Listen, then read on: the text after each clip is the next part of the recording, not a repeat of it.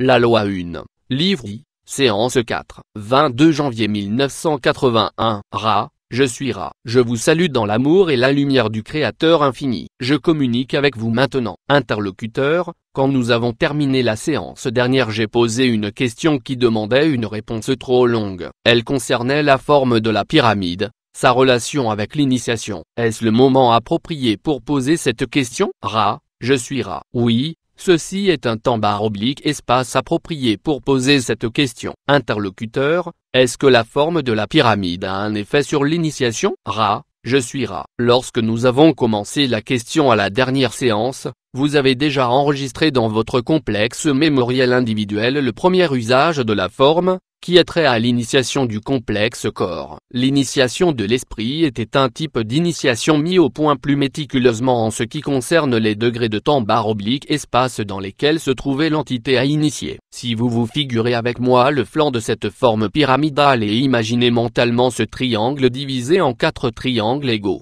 vous trouverez que l'intersection des triangles au premier niveau sur chacun des côtés forme un losange dans un plan qui est horizontal. Le milieu de ce plan est le lieu approprié pour l'intersection des énergies affluant depuis les dimensions infinies vers les complexes mental/corps/esprit de divers champs d'énergie entrecroisés. Le but était donc que l'initiable soit à même de percevoir mentalement puis de relayer ce, disons, passage vers l'infini intelligent. Ceci était alors la seconde raison du concept de cette forme spécifique. Pouvons-nous fournir une quelconque plus ample description à votre demande? Interlocuteur, oui. Comme je comprends alors, l'initié devait être sur la ligne centrale de cette pyramide, mais à une hauteur au-dessus de la base telle que définie par l'intersection des 4 triangles formés par la division de chaque côté. Est-ce exact? Ra, je suis Ra. Ceci est exact. Interlocuteur, alors en ce point il y a une concentration d'énergie qui est extradimensionnelle par rapport à nos dimensions. Ai-je raison? Ra, je suis Ra. Vous pouvez utiliser ce complexe vibratoire sonore. Cependant, il n'est pas totalement et spécifiquement exact. Il n'y a pas d'extra-dimension. Nous préférerions l'usage du terme multidimensionnel. Interlocuteur,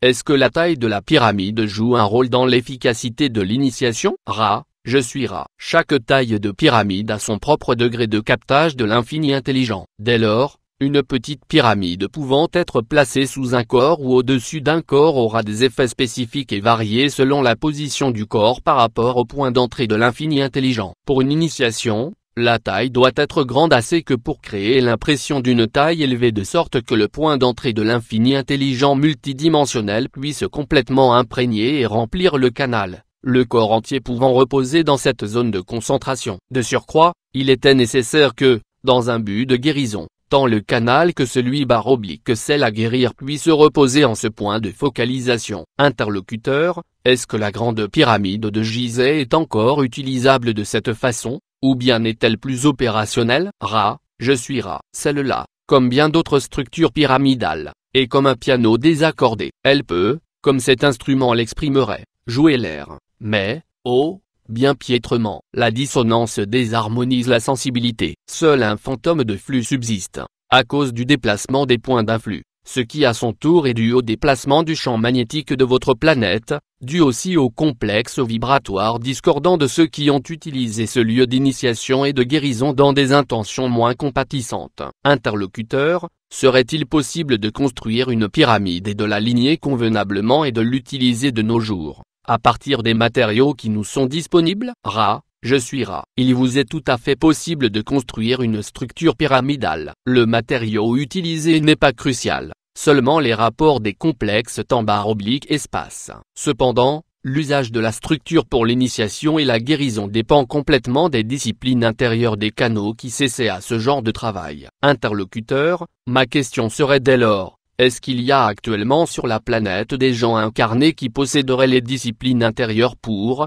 en suivant vos instructions, construire et initier dans une pyramide construite par eux? Est-ce que ceci est dans les limites de ce que quelqu'un sur cette planète pourrait faire, ou bien n'y a-t-il personne qui soit capable de faire cela? Ra, je suis Ra. Il y a des gens, comme vous les appelez, capables de répondre à cet appel à ce nexus-là. Cependant, nous souhaitons souligner une nouvelle fois que le temps des pyramides, comme vous l'appelleriez, est passé. Il s'agit en fait d'une structure intemporelle. Cependant, les influx en provenance de l'univers, à l'époque où nous avons tenté d'aider cette planète, requéraient une certaine compréhension de la pureté. Cette compréhension, à mesure que les flux tournaient et que toute chose évoluait, a changé pour devenir une vue plus éclairée de la pureté. C'est ainsi qu'il y en a parmi votre peuple actuellement, dont la pureté est déjà une avec l'infini intelligent. Sans le recours à des structures, le guérisseur / patient peut obtenir la guérison. Pouvons-nous parler davantage d'un point spécifique, interlocuteur? Vous est-il possible d'instruire à ces techniques de guérison si nous trouvons une personne qui a cette capacité innée? Je suis Cela est possible. Il nous faut ajouter que de nombreux systèmes d'enseignement / apprentissage de l'ensemble guérison / patient sont adéquats étant donné la variété des complexes mental / corps / esprit. Nous demandons à votre imagination de considérer la relative simplicité du mental dans le cycle du début, et les vues et processus de pensée / esprit moins déformés, mais souvent exagérément complexes de ces mêmes complexes mental / corps / esprit après de nombreuses incarnations. Nous demandons aussi à votre imagination de concevoir ceux qui ont choisi la distorsion du service et ont déplacé leur complexe mental / corps / esprit d'une dimension à une autre, emmenant avec eux en forme totalement latente de nombreuses aptitudes et compréhensions mieux adaptées aux distorsions des processus guérison / patient. Interlocuteur, j'aimerais beaucoup poursuivre les investigations en ce qui concerne ce procédé de guérison, mais je ne sais trop par où commencer. Pouvez-vous me dire où poser mon premier pas? Je suis Je ne peux pas vous dire ce qu'il faut demander. Je peux suggérer que vous considériez les informations quelque peu complexes qui viennent d'être données et que vous découvriez ainsi plusieurs ouvertures de demande. Il y a la santé comme vous l'appelez, dans votre environnement polarisé, mais il y a plusieurs distorsions significativement variées de types de complexes mental / corps / esprit. Chaque type doit poursuivre son propre apprentissage / enseignement dans ce domaine. Interlocuteur, diriez-vous alors que la première étape serait de trouver une personne qui en a amené l'aptitude avec elle dans cette incarnation? Est-ce bien cela?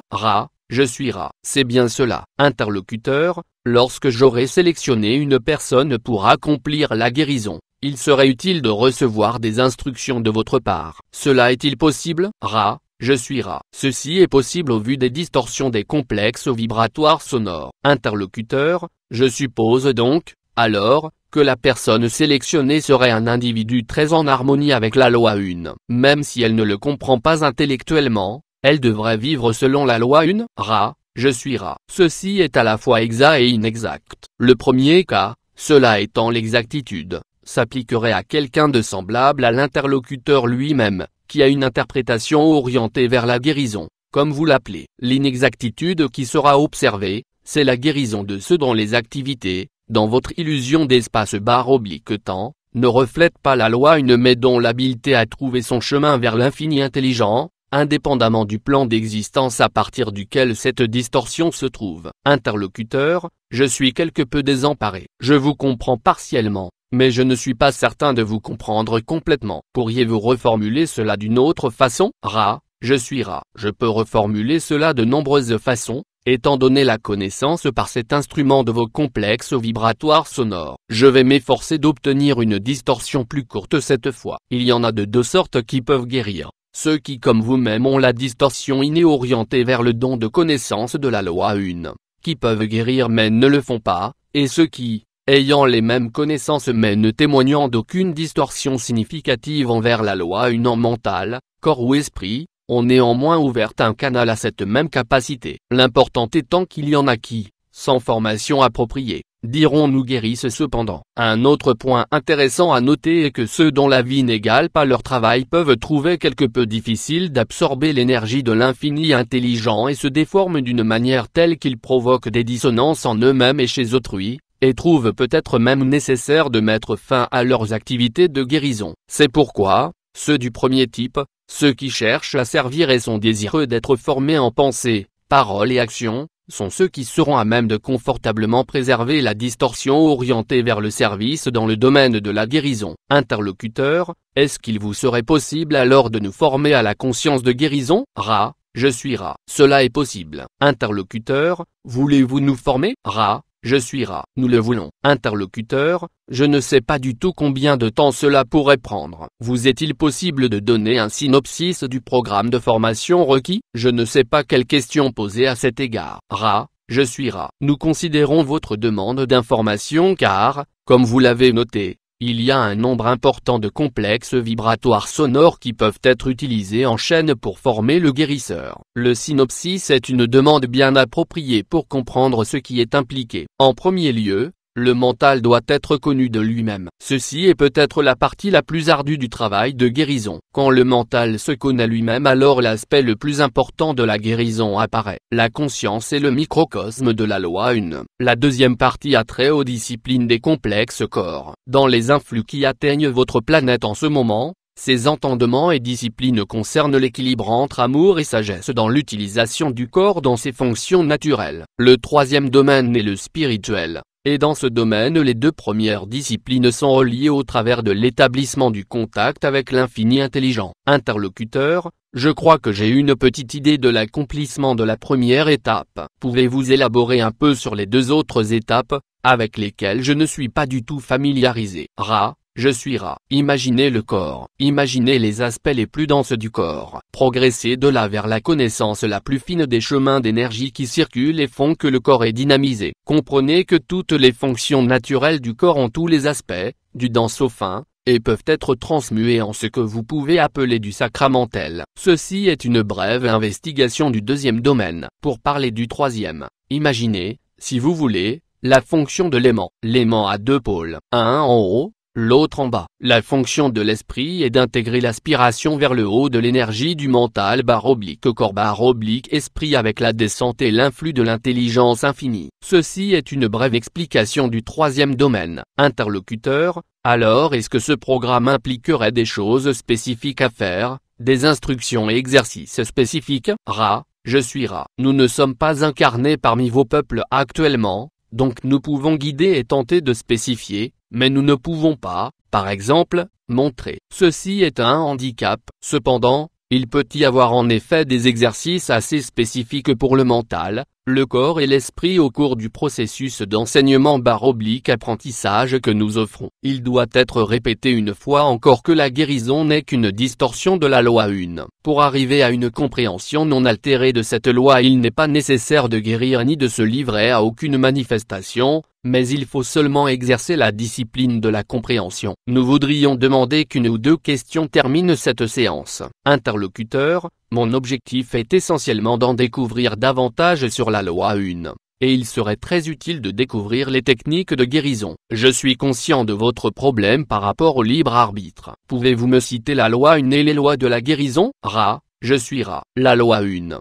bien que dépassant la limitation du nom, comme vous appelez les complexes vibratoires sonores, peut être approchée en disant que toutes les choses sont une, qu'il n'y a pas de polarité, pas de correct ou d'erroné, pas de dissonance, mais seulement une identité. Tout est un. Et ce un est amour/lumière, lumière/amour, le créateur infini. Une des distorsions primales de la loi 1 est celle de la guérison. La guérison se produit quand un complexe mental/corps/esprit réalise au plus profond de lui-même la loi 1, c'est-à-dire qu'il n'y a pas de disharmonie, pas d'imperfection, tout est complet et entier et parfait. Dès lors, l'infini intelligent à l'intérieur du complexe mental/corps/esprit, reforme l'illusion du corps, du mental ou de l'esprit en une forme en conformité avec la loi 1. Le guérisseur agit comme un dynamiseur ou catalyseur dans ce processus entièrement individuel. Un point qui peut être intéressant est qu'un guérisseur qui demande à apprendre doit prendre la distorsion comprise comme responsabilité pour cette demande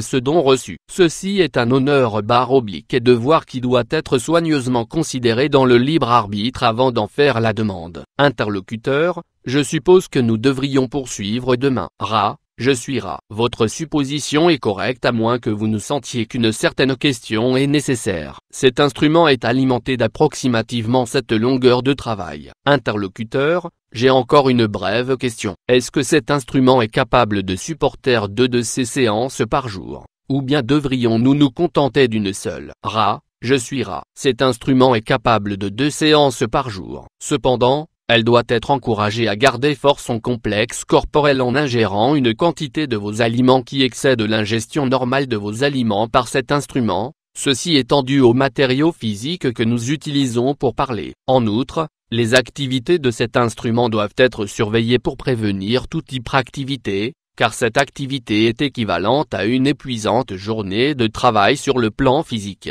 Si ces avertissements sont pris en compte, les 2 séances seraient possibles. Nous ne voulons pas épuiser cet instrument. Interlocuteur, merci, Ra, je suis Ra. Je vous laisse dans l'amour et la lumière de l'intelligence infinie qui est le Créateur. Continuez à vous réjouir dans la puissance et la paix du 1 à donner.